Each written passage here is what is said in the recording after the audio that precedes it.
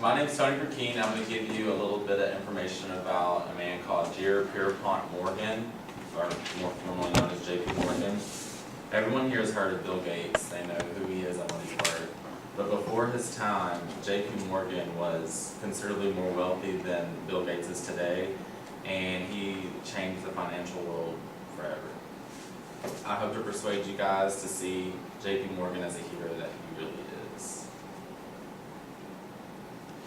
J.P. Morgan was born April 17, 1837 in Connecticut. He was born to a very wealthy family. His father was already a New York banker with worldwide success. He attended many different schools, prominent schools. His uncle was the man who founded Yale, so he really had a great school backing. He learned German and French in 2 years when he was learning abroad. And when he graduated, his father sent him to London to learn the banking business from one of his banks called Morgan & Chase. And in that time, he proved to be very intelligent and was a pioneer in the financial areas already.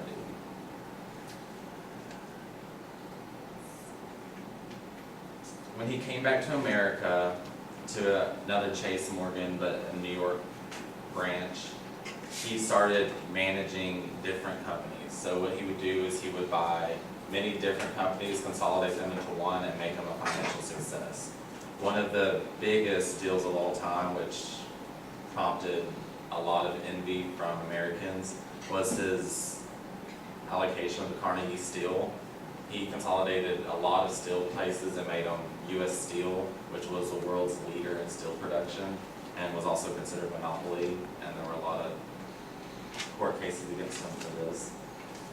There was a panic in 1907 that would drop the New York Stock Exchange and completely devastate the American economy. He single-handedly donated $37 million to the New York banks to stop this from happening.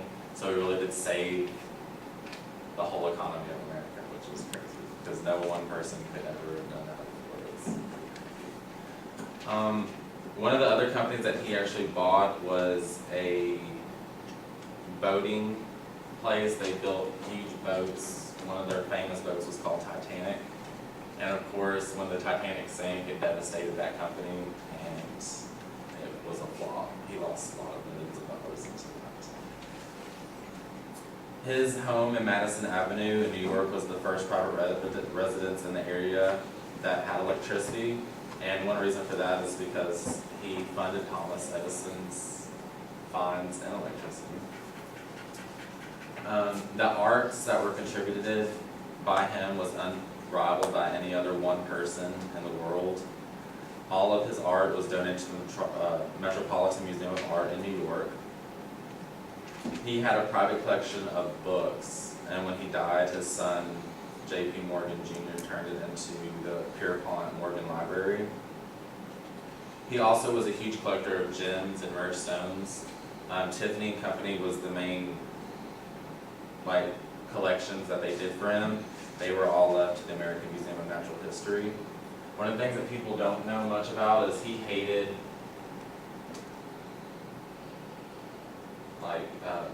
photographers and stuff like that. So most of the people that when they see him, they don't notice he's got a deformed nose. That's actually touched up. Most of the paintings he had of himself were all touched up. His nose was enormous and hideous, and yeah. So he would get painters to make it look a lot better than what it really was. Anyways, with some of the things that I've told you guys, I hope that y'all are able to see the type of man and hero that J.P. Morgan really was.